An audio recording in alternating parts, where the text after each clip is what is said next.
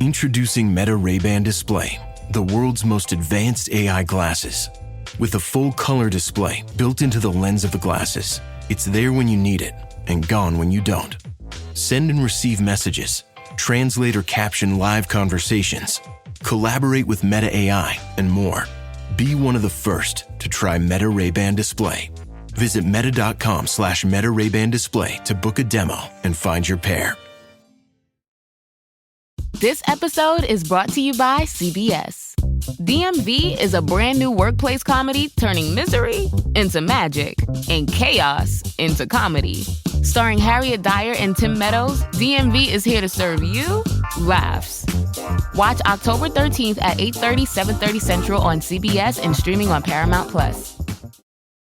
agenciadepodcast.com.br.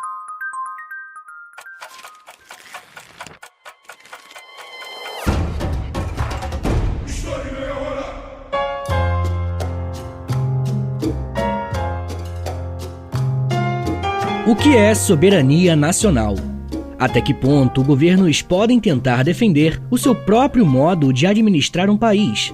Essas são apenas algumas perguntas que podemos nos fazer quando estudamos com mais atenção o que foi a invasão da Baía dos Porcos, um dos principais eventos da Guerra Fria e que colocou em choque grandes potências que viam a América como um alvo importante no tabuleiro da geopolítica. E falando de tabuleiro, o História em Meia Hora tá lançando um jogo de tabuleiro, e é por isso que eu tô fazendo esse episódio. Mas mais pra frente eu falo um pouco melhor sobre isso. Como sempre, eu quero lembrá-los que eu uso fontes e autores confiáveis, que você pode e deve consultar na descrição do episódio. Cuba e os Estados Unidos não têm as melhores relações diplomáticas, mas e se eu te contar que as coisas já foram bem piores? Em abril de 1961, ocorreu a invasão da Baía dos Porcos, episódio que representou um desses momentos de crise entre os dois países. O objetivo dessa invasão feita pelos Estados Unidos era derrubar o governo revolucionário do cubano Fidel Castro. Mas calma, pra gente não queimar nenhuma etapa, vamos voltar alguns anos antes para relembrarmos o que foi a Guerra Fria e a Revolução Cubana. A Guerra Fria foi um conflito global de caráter político, ideológico e estratégico, travado entre os Estados Unidos, que defendiam um modelo capitalista liberal, e a União Soviética, que era o símbolo do socialismo real. Mesmo que não tenha se materializado como um confronto direto entre os dois blocos, a Guerra Fria envolveu uma série de disputas indiretas que influenciaram profundamente a geopolítica mundial no pós-Segunda Guerra Mundial. Desde 1947, com a chamada Doutrina Truman, os Estados Unidos passaram a adotar uma política externa voltada à contenção do comunismo. Essa doutrina, apresentada ao Congresso pelo presidente Harry Truman, estabeleceu o compromisso dos Estados Unidos de apoiar o que eles chamaram de, abre aspas, povos livres que resistem à subjugação por minorias armadas ou pressões externas. Fecha aspas. Na prática, tratava-se de uma legitimação das intervenções dos Estados Unidos em nome da liberdade, ainda que muitas vezes significasse justamente o apoio dos Estados Unidos a regimes autoritários, desde que servissem aos interesses econômicos e estratégicos dos Estados Unidos. A doutrina se desdobraria em medidas mais agressivas com o tempo. A criação da CIA em 1947, por meio da Lei de Segurança Nacional, foi um dos pilares da nova política intervencionista. A agência tinha poderes para executar operações secretas no exterior, muitas vezes sem o conhecimento do público ou até mesmo do Congresso. Durante os anos 50, a CIA participou diretamente de golpes de Estado e sabotagens, como no Irã em 1953, onde ajudou a depor o premier Mossadegh, e na Guatemala em 1954, ao derrubar o presidente Jacobo Arbenz. Essas ações estabeleceram um padrão operacional que seria aplicado em Cuba anos depois. Inclusive, eu quero falar um pouco melhor sobre esse golpe de Estado no Irã a partir da ação da CIA no episódio exclusivo para os apoiadores dessa semana. Se você quiser ouvir esse e os outros mais de 200 episódios exclusivos que já tem por lá, basta assinar o apoia.se/História em Meia Hora, que você vai poder ouvi-los aqui mesmo no Spotify, beleza? E é claro, além de você receber um monte de conteúdo exclusivo, você também ajuda o meu trabalho a continuar de pé. Mas enfim, gente, com o avanço do socialismo, principalmente na China em 1949, e com a Guerra da Coreia entre 1950 a 1953, cresceu nos Estados Unidos o medo de que o mundo estivesse testemunhando um efeito dominó, em que nações em desenvolvimento cairiam uma a uma sob influência soviética. A América Latina, pela sua proximidade com os Estados Unidos e a sua instabilidade política e econômica, se tornou uma área de interesse estratégico vital. O surgimento de governos populares ou com inclinações socialistas era visto como uma ameaça direta à hegemonia dos Estados Unidos no hemisfério ocidental. O teórico político Noam Chomsky, ao discutir a lógica da Guerra Fria, afirma que, abre aspas, os Estados Unidos nunca toleraram movimentos autônomos em seu quintal. Quando governos populares, ainda que não comunistas, ameaçavam interesses norte-americanos, eram rapidamente neutralizados, com o pretexto da luta contra o comunismo. Fecha aspas. Antes da Revolução, Cuba vivia sob o governo autoritário de Fulgêncio Batista, militar que assumiu o poder pela segunda vez após um golpe em 1952. Seu regime era marcado pela corrupção, censura, repressão aos opositores e grande dependência dos interesses dos Estados Unidos. Como destaca o historiador Louis A. Pérez Jr., Cuba havia se tornado praticamente, abre aspas, um protetorado informal dos Estados Unidos, com vastas extensões de terras controladas por empresas norte-americanas e setores estratégicos como açúcar, energia e turismo dominados por capitais estrangeiros. Fecha aspas. Nesse contexto de desigualdade social, miséria rural, falta de liberdades e submissão externa, emergiu o movimento revolucionário liderado por Fidel Castro, seu irmão Raul Castro e Che Guevara. Após o fracasso do assalto ao quartel Moncada em 1953, os revolucionários reorganizaram as suas forças e, em 1956, desembarcaram com o iate Granma para iniciar uma guerrilha nas montanhas da Sierra Maestra. No dia 1º de janeiro de 1959, Batista fugiu do país e os revolucionários tomaram o poder com o apoio popular. Nos meses seguintes, o novo governo implementou uma série de reformas estruturais que transformaram o país. Definitivamente a mais emblemática foi a reforma agrária de 1959, que expropriou grandes latifúndios e redistribuiu terras aos camponeses. Empresas estrangeiras, principalmente dos Estados Unidos, tiveram seus ativos nacionalizados, o que gerou enorme descontentamento em Washington. Além disso, o governo cubano passou a investir em educação, saúde e alfabetização, promovendo uma verdadeira revolução social. O processo revolucionário também trouxe consigo um endurecimento político. A imprensa foi censurada, partidos opositores foram reprimidos e antigos aliados liberais foram afastados do poder. O próprio Fidel reconheceria anos depois que, abre aspas, a revolução radicalizou-se em reação às ameaças externas. Fecha aspas. Ainda sob o governo de Dwight Eisenhower, os Estados Unidos romperam relações diplomáticas com Cuba em 1960 e aprovaram um embargo econômico.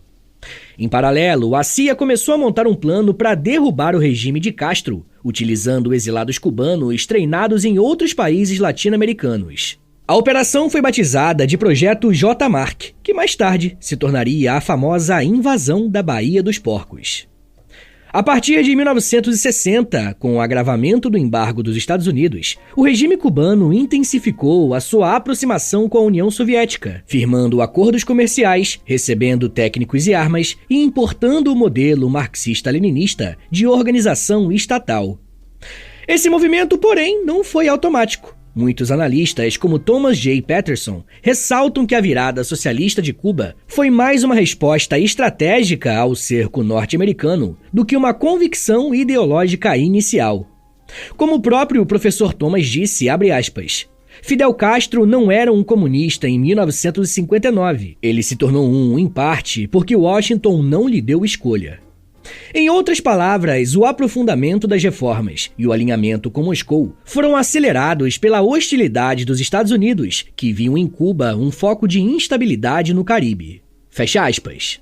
E foi dessa forma que o governo dos Estados Unidos, juntamente com a CIA, tentaram acelerar um plano para derrubar Fidel Castro e a própria Revolução Cubana.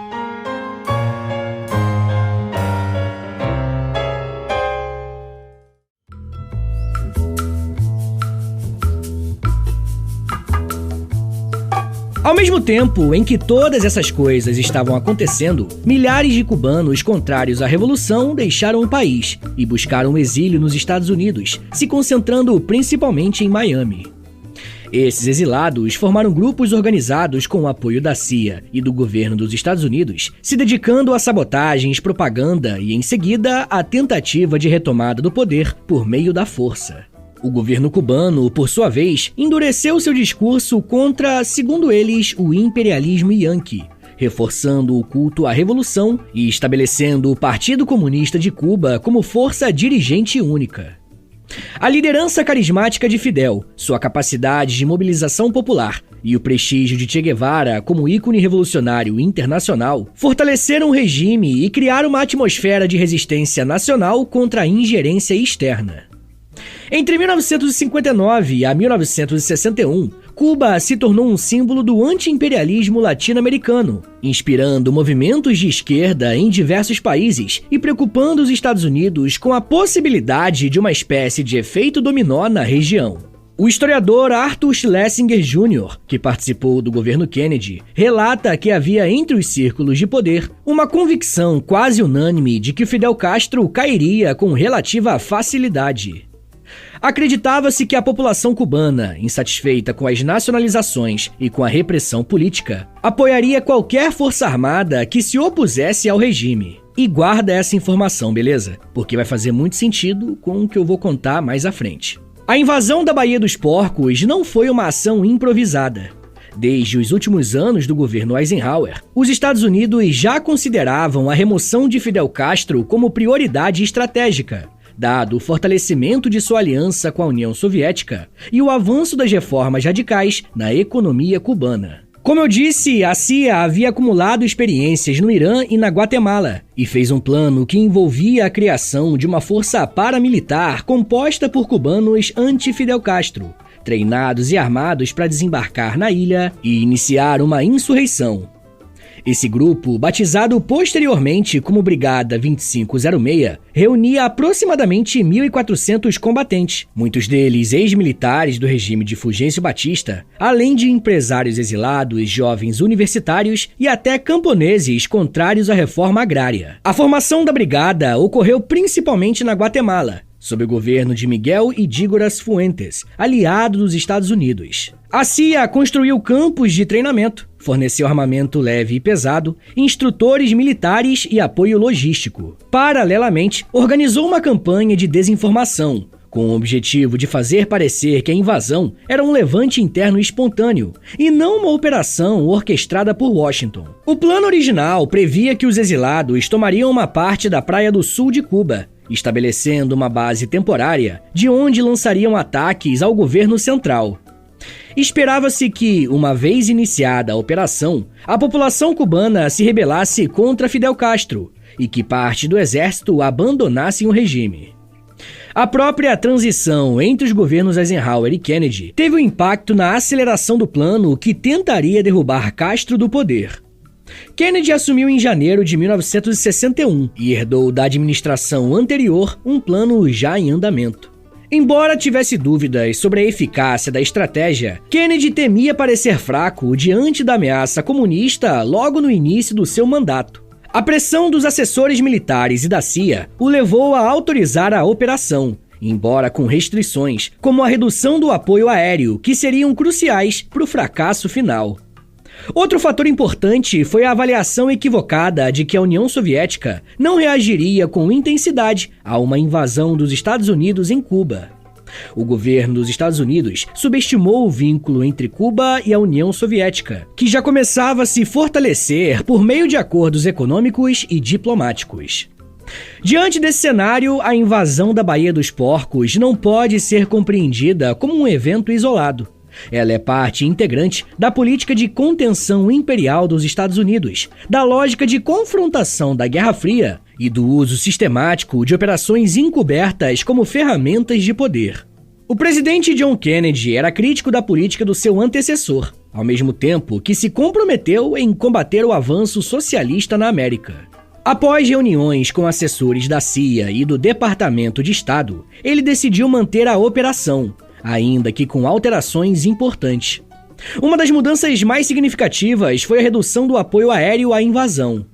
Kennedy temia que o envolvimento explícito dos Estados Unidos se tornasse um escândalo internacional.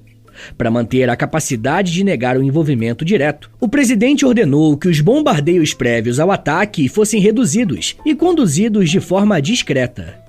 O historiador Peter Kornbluh, que analisou documentos desclassificados da CIA, argumenta que, abre aspas, houve uma combinação perigosa de excesso de confiança, falhas da inteligência e decisões políticas incoerentes. Fecha aspas.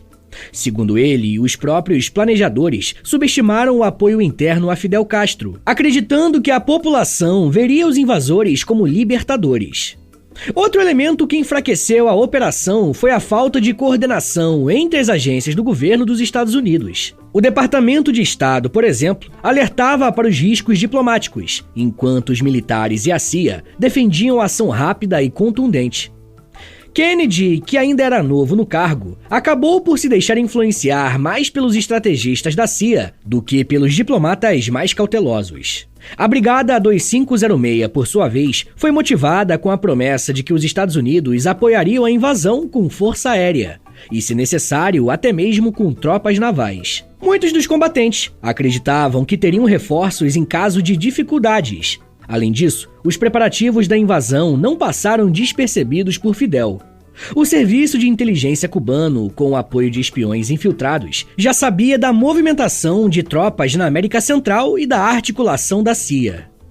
Dias antes da invasão, Castro ordenou a prisão em massa de opositores internos, o que esvaziou qualquer possibilidade de levante popular simultâneo. Fidel Castro também deslocou tropas para áreas estratégicas e reforçou o controle da costa sul da ilha. Pessoal, eu já quero falar mais sobre como foi esse ataque e te contar se os Estados Unidos conseguiram reverter esse cenário de uma preparação atrapalhada. Mas me dá um minutinho aí, tá, gente, que daqui a pouco a gente volta e eu falo um pouco mais sobre resistência, soberania, vitória, unidade e jogo de tabuleiro. Segura aí, que é um minutinho só.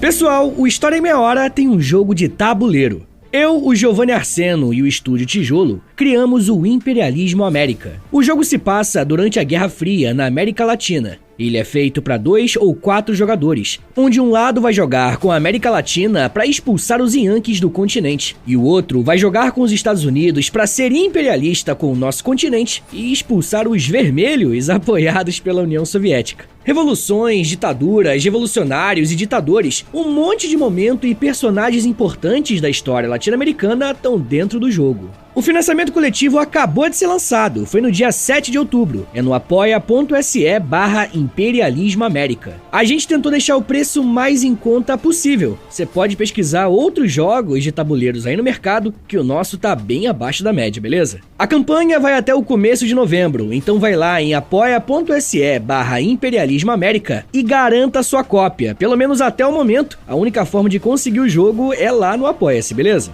Eu tô muito orgulhoso, deu muito trabalho, mas ficou bem legal, tá bom?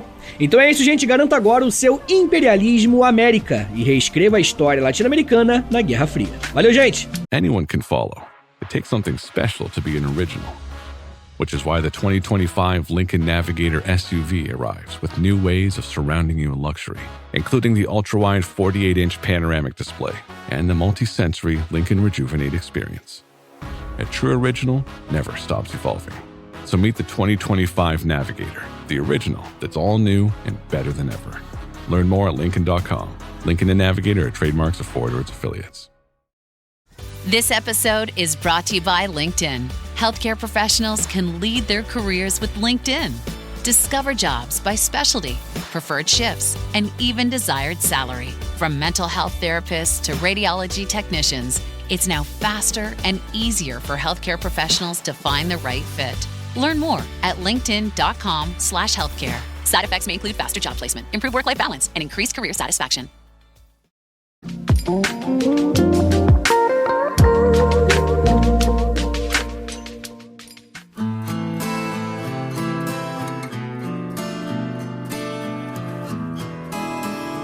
A invasão da Baía dos Porcos, conhecida em Cuba como a Batalha de Playa Girón, foi deflagrada entre os dias 17 e 20 de abril de 1961. A invasão foi a primeira tentativa militar direta dos Estados Unidos de derrubar o governo revolucionário de Fidel Castro. Sim, essa foi só a primeira, porque existiram muitas outras. A operação começou com um ataque aéreo no dia 15 de abril, conduzido por aviões B-26 camuflados, partindo da Nicarágua. O objetivo era destruir parte da Força Aérea Cubana ainda no solo, preparando o terreno para o desembarque da Brigada 2506. Porém, a ação foi mal sucedida. Os bombardeios foram limitados, como havia exigido o presidente Kennedy, e não conseguiram neutralizar completamente a aviação cubana. Além disso, o ataque gerou protestos internacionais. O governo cubano denunciou o ocorrido às Nações Unidas, e repórteres identificaram que as aeronaves usadas no ataque eram de origem americana, o que comprometeu a tentativa dos Estados Unidos de manter o sigilo da operação. Diante da repercussão, Kennedy cancelou os bombardeios adicionais, enfraquecendo o plano original da CIA. Na madrugada do dia 17 de abril, os exilados da Brigada 2506 desembarcaram na região de Playa Girón, ao sul da província de Matanzas, numa área pantanosa da Baía dos Porcos. Eles esperavam encontrar resistência fraca e uma população disposta a apoiá-los, mas o que se viu foi exatamente o oposto. A população local rapidamente se alinhou com o governo de Castro e denunciou os invasores. Tropas cubanas foram enviadas imediatamente à região. Fidel Castro assumiu o comando direto da defesa. Ele havia sido informado sobre o desembarque poucas horas antes e rapidamente mobilizou mais de 20 mil soldados, entre milicianos, forças regulares e combatentes voluntários. A Força Aérea Cubana, embora limitada, foi eficaz em atacar os navios da Brigada 2506, afundando embarcações de apoio e cortando o fornecimento de suprimentos. A resistência da brigada foi heróica, mas desorganizada. Sem cobertura aérea, isolados geograficamente e com dificuldades logísticas bem graves, os combatentes foram sendo encurralados. O cronograma da CIA previa que em 72 horas os invasores teriam tomado posições estratégicas e que parte do exército cubano desertaria, o que na verdade não ocorreu. Ao contrário, a unidade nacional foi reforçada pela denúncia de que os Estados Unidos estavam por trás da operação. No dia 19 de abril, após 3 dias intensos de combate, a Brigada 2506 foi completamente derrotada. Mais de 1.200 homens foram capturados vivos, outros cerca de 100 morreram em combate. O governo cubano promoveu transmissões ao vivo com os prisioneiros e usou o episódio como prova concreta da agressão imperialista, consolidando ainda mais o seu discurso de legitimidade e soberania nacional. A imprensa internacional, principalmente na América Latina e na Europa, foi rápida em condenar os Estados Unidos pela operação. A derrota expôs a incoerência entre o discurso liberal dos Estados Unidos e as suas práticas intervencionistas, alimentando críticas inclusive dentro do próprio país. Figuras políticas e jornalísticas passaram a questionar os métodos da CIA, sua autonomia e, claro, os limites éticos da política externa norte-americana. No campo militar, o fracasso da operação revelou graves falhas de planejamento. A falta de apoio aéreo e naval, a subestimação da resposta cubana e a crença infundada de um levante interno em Cuba foram decisivas. Como observa o historiador Howard Jones, abre aspas, a invasão foi um exemplo de como decisões políticas podem sabotar estratégias militares. Kennedy queria negar a responsabilidade dos Estados Unidos, mas ao fazê-lo, negou também os recursos que garantiriam a vitória. Fecha aspas. Politicamente, a invasão da Baía dos Porcos teve consequências ambíguas para John Kennedy. Em curto prazo, a sua imagem foi abalada, principalmente entre os setores mais conservadores dos Estados Unidos, que o acusaram de fraqueza. Porém, o presidente assumiu a responsabilidade publicamente, o que lhe rendeu respeito em parte da opinião pública. Em discurso, declarou, abre aspas, o sucesso tem muitos pais, o fracasso é órfão. Mas nesse caso, eu sou responsável pelo que ocorreu em Cuba. Fecha aspas. Para Fidel Castro, o episódio representou um divisor de águas. Sua liderança saiu fortalecida, o regime ganhou enorme apoio popular, e Cuba acelerou a sua integração com a União Soviética. Se antes havia alguma autonomia no processo revolucionário cubano, depois da invasão, essa margem foi reduzida. Em 1962, o governo soviético, sob a liderança de Nikita Khrushchev, decidiu instalar mísseis nucleares em Cuba. Afinal, os Estados Unidos tinham mísseis nucleares na Turquia que estavam apontados para Moscou. Além disso, o regime cubano passou a adotar medidas ainda mais duras contra opositores, sob a justificativa de que o país estava sob a ameaça constante. O sistema político foi progressivamente centralizado, com o Partido Comunista assumindo o controle total do Estado. A figura de Fidel Castro, que havia surgido como um líder popular e carismático, se tornou símbolo de resistência global ao imperialismo, especialmente entre os países do chamado Terceiro Mundo. Internamente, o episódio consolidou o discurso de que Cuba era vítima de agressão imperialista, o que legitimou o aumento do controle político, a repressão a dissidentes e a centralização do poder. Externamente, a vitória simbólica sobre os Estados Unidos conferiu à Revolução Cubana prestígio internacional, principalmente entre os movimentos de esquerda, os países não alinhados e o bloco socialista.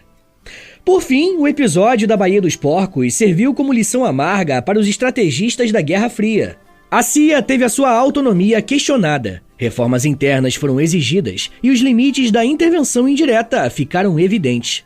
O fracasso dos Estados Unidos deu a Cuba e a Fidel não apenas uma vitória militar, mas uma vitória simbólica, amplamente explorada na propaganda política e diplomática. Do ponto de vista do debate entre historiadores, a invasão da Baía dos Porcos tem sido objeto de intensas análises e de revisões. Durante muito tempo, prevaleceu a visão de que a operação falhou por conta de erros de execução, como falhas logísticas, falta de apoio aéreo e a subestimação da capacidade militar cubana. Essa é a leitura defendida, por exemplo, pelo general Maxwell Taylor, em relatório encomendado por Kennedy após o desastre. Segundo ele, com maior empenho militar, os Estados Unidos teriam conseguido derrubar Fidel. Entretanto, interpretações mais recentes apontam para problemas estruturais e políticos no próprio desenho da operação. O historiador Piero Gleijeses, por exemplo, argumenta que, abre aspas, a invasão estava fadada ao fracasso desde o início, pois ignorava as realidades sociais de Cuba e baseava-se em uma visão ideológica distorcida do apoio popular. A CIA e os estrategistas americanos não compreendiam a profundidade das mudanças ocorridas após 1959, nem o enraizamento da revolução entre os setores populares. Fecha aspas. Além disso, muitos estudiosos ressaltam que a operação revelou os limites éticos da política externa norte-americana. A tentativa de derrubar um governo soberano sem consulta ao Congresso ou às instâncias internacionais expôs a contradição entre os ideais democráticos defendidos pelos Estados Unidos e as suas ações no exterior. Como destaca Noam Chomsky, abre aspas, a Baía dos Porcos foi um microcosmo da hipocrisia do Ocidente, onde a democracia é defendida apenas enquanto não contraria os interesses estratégicos. Fecha aspas. O impacto regional também foi expressivo. A tentativa de invasão reforçou a percepção entre governos latino-americanos de que os Estados Unidos estavam dispostos a intervir militarmente na região para manter a sua hegemonia. Como reação, a Revolução Cubana tornou-se um modelo para movimentos insurgentes em toda a América Latina, da Nicarágua ao Brasil. Ao mesmo tempo, os Estados Unidos intensificaram seu apoio a regimes autoritários anticomunistas, como parte da doutrina de segurança nacional. Nos anos seguintes, o episódio da Baía dos Porcos também influenciou a estrutura da CIA e os mecanismos de controle sobre operações secretas. Após o fracasso, o presidente Kennedy exigiu mudanças internas na agência, destituiu o então diretor Allen Dulles e estabeleceu mecanismos de supervisão mais rígidos. Ainda assim, a CIA continuaria a operar em diversos países, com métodos bem parecidos, como no Chile em 1973, Nicarágua nos anos 80, Venezuela nos anos 2000 e em muitas, mas muitas outras oportunidades. Do ponto de vista cubano, a vitória foi comemorada anualmente e se tornou parte do calendário oficial do regime. A narrativa construída por Fidel Castro apresentava o episódio como uma derrota histórica do imperialismo e uma prova da legitimidade da revolução. Monumentos, filmes, escolas e livros foram produzidos para eternizar a memória de Playa Girón, como símbolo de resistência e orgulho nacional. Hoje, mais de 60 anos após o episódio, a invasão da Baía dos Porcos continua sendo referência nos debates sobre soberania, intervenção e autodeterminação dos povos.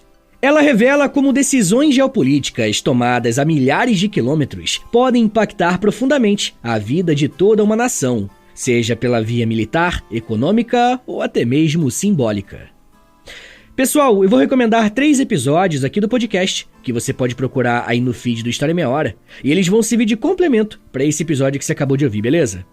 O primeiro episódio se chama Revolução Cubana, o segundo episódio se chama Fidel Castro, e o terceiro episódio se chama Crise dos Mísseis.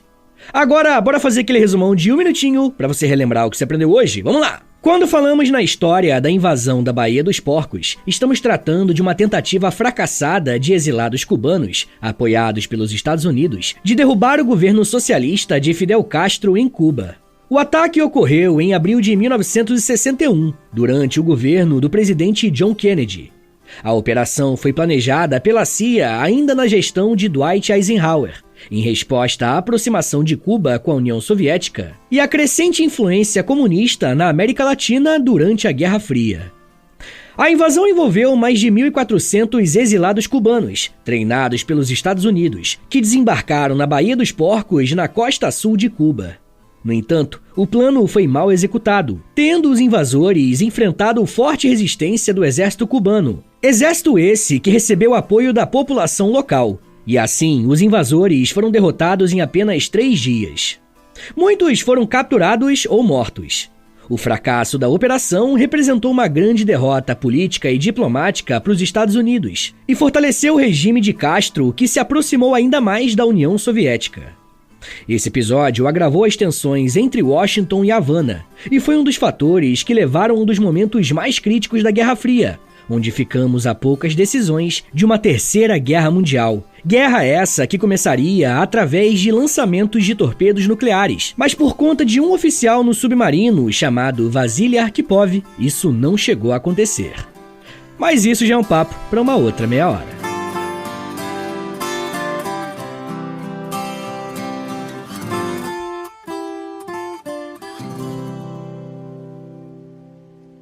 Senhores, muito obrigado por terem ouvido até aqui. Meu nome é Vitor Soares, eu sou professor de História e você acabou de ouvir o História em Meia Hora. Se você quiser ajudar o meu trabalho a continuar rolando e receber conteúdos exclusivos como recompensa, considere assinar a nossa campanha de financiamento coletivo, nosso Apoia-se. É apoia.se/História em Meia Hora, o link tá na descrição também. Com R$10 por mês você recebe episódios exclusivos, já tem quase 200 episódios lá no aplicativo do Apoia-se e toda semana você recebe mais um. Com R$20, além das recompensas anteriores, você também recebe acesso ao nosso Clube do Livro. E com R$30, além das recompensas que eu já falei, você recebe acesso ao meu Close Friends no Instagram, onde eu publico curiosidades históricas todos os dias. Se você tiver alguma dúvida em relação ao apoio, é só falar comigo através do meu e-mail, que também é o meu Pix. Então se quiser dar uma força, anota aí, é historiaemmeiahora@gmail.com. Eu comecei um canal no YouTube recentemente, o nome é História com Prof. Vitor Soares. Eu tô postando vídeos de história lá, e toda sexta-feira tem um quadro que eu acho que você vai gostar, que é o História em 10 Minutos, que é basicamente História em Meia Hora, só que em vídeo e em 10 minutos, né? Mas além disso, no canal eu faço lives, posto shorts, enfim, eu comecei agora a fazer um monte de coisa no YouTube também. Além disso, eu tenho um podcast de humor chamado Reinaldo Jaqueline, onde eu, Nicolas Queiroz e Príncipe Vidani, a gente apresenta uma espécie de programa de auditório sobre cinema, série, jogo de videogame, enfim, é bem diferente do História em Meia Hora, mas dá uma chance que eu acho que você vai gostar. Eu tenho 2 livros lançados, o primeiro é o livro do História em Meia Hora mesmo, e o segundo é um livro-jogo de história do Brasil chamado O Porão. O link pros dois tá na descrição do episódio. Me siga nas redes sociais, no @Prof. Vitor Soares, pra acompanhar o meu trabalho, mas no dia a dia mesmo, tá bom? Então é isso, gente, muito obrigado, um beijo, até semana que vem! E valeu!